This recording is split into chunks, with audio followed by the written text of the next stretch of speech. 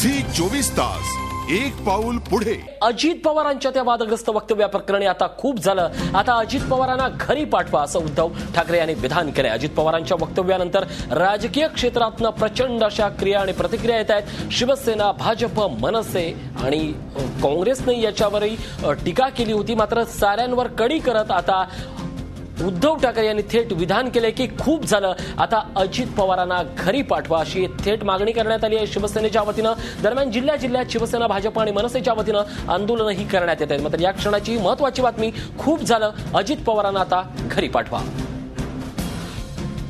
आता आणखी किती काळ त्यांचे 100 अपराध म्हणजे किती अपराध अजून बाकी आहेत? बस झालं ना आता।